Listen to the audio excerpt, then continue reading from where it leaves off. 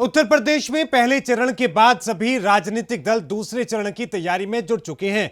खुद योगी आदित्यनाथ माहौल बनाने में जुटे हैं, लेकिन बीजेपी ने ही योगी आदित्यनाथ की मुश्किलें इतनी बढ़ा दी कि योगी आदित्यनाथ ने बीजेपी के खिलाफ अपना उम्मीदवार तक उतार दिया था।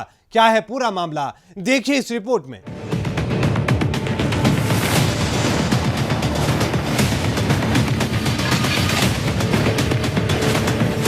कनेक्टिविटी आप देख रहे होंगे हर बड़े महानगर के लिए हो गई।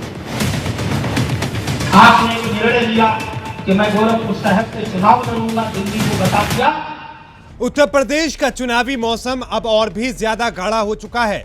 आलम यह है कि राजनीतिक दल अपना चक्रव्यूह तैयार करके दूसरे दल को फंसाने की कोशिश कर रही हैं, लेकिन योगी आदित्यनाथ ने ही बीजेपी के खिलाफ ऐसा चक्रव्यूह रच दिया कि बीजेपी के होश उड़ गए। हम आपको इस चक्रव्यूह के बारे में बताएं, उससे पहले आपको बता दें कि फिलहाल गोरखपुर शहर से योगी आदित्यनाथ पहली बार विधानसभा का चुनाव लड़ रहे हैं। तो वहीं समाजवादी पार्टी ने योगी के उत्तराधिकारी रहे उपेंद्र दत्त शुक्ला की पत्नी सुभावती शुक्ला को चुनावी मैदान में उतारा है और दोनों ही अपनी जीत का दावा कर रहे हैं। कनेक्टिविटी आप देख रहे होंगे हर बड़े महानगर के लिए हो गई है। हर ओर से 4 लेन 6 लेन की कनेक्टिविटी गोरखपुर की सड़क मार्ग से भी हो चुकी है। पर्यटन की दृष्टि से ढेर सारी संभावनाएं आगे बढ़ रही है। ये केवल विकास नहीं है, ये यहाँ के युवाओं के लिए रोजगार का भी सृजन कर रहा है। अनेक नौजवान इस रोजगार के साथ जुड़ रहे हैं। ये तो आज के दावे हैं, लेकिन एक समय ऐसा था जब योगी आदित्यनाथ ने बीजेपी की नींद उड़ा दी थी। लखनऊ से लेकर दिल्ली तक सभी बीजेपी नेताओं के होश उड़ गए थे, क्योंकि योगी आदित्यनाथ ने जो चक्रव्यूह रचा उसे जिसने भी देखा वो देखता ही रह गया। यूं तो गोरखपुर शहर की ये सीट पारंपरिक रूप से बीजेपी की सीट मानी जाती है। इस सीट पर 1989 से लेकर अब तक बीजेपी का ही कब्जा रहा। सिर्फ साल 2002 को छोड़ दें तो बीजेपी के शिव प्रताप शुक्ला जो अभी राज्यसभा सांसद हैं, वो साल 1989 से लेकर 2002 तक गोरखपुर शहर से बीजेपी के विधायक थे। जयप्रकाश नारायण किसी सदन के सदस्य न रहते हुए भी आज जाने जाते हैं कि इन्होंने इस देश में एक व्यवस्था की लड़ाई लड़ी थी, व्यवस्था कायम करने के लिए लड़ाई लड़ी थी। पंडित दीनदयाल उपाध्याय, आज यहां चर्चा हुई ना, चर्चा हुई कि भ्रष्टाचार न हो। पंडित दीनदयाल उपाध्याय जी जौनपुर से चुनाव लड़े थे जनसंघ से।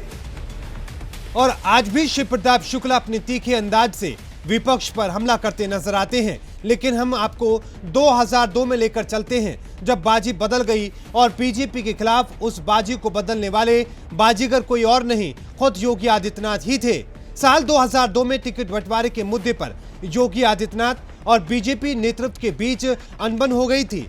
नाराज योगी ने 2002 के विधानसभा चुनाव में बगावती तेवर दिखाते हुए बीजेपी के शिव प्रताप शुक्ला के खिलाफ अखिल भारतीय हिंदू महासभा के बैनर तले राधा मोहन दास अग्रवाल को चुनावी मैदान में उतार दिया था।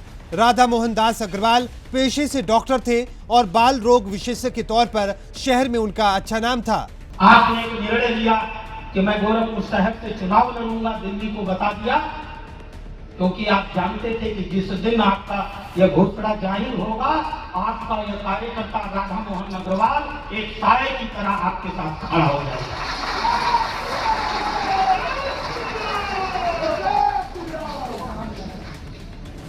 मैंने उसी दिन बयान दिया था।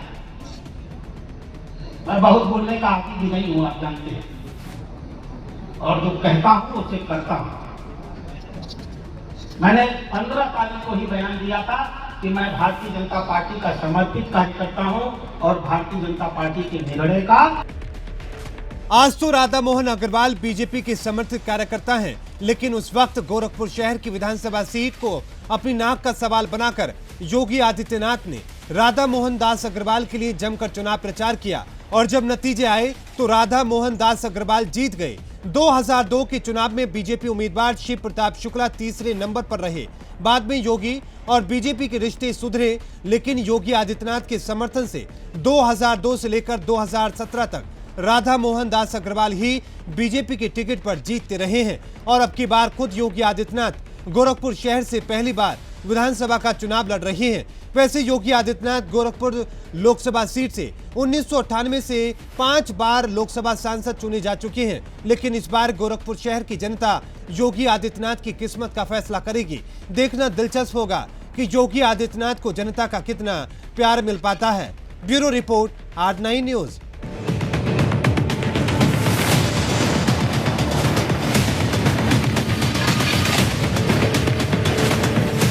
कनेक्टिविटी आप देख रहे होंगे हर बड़े महानगर के लिए हो गई।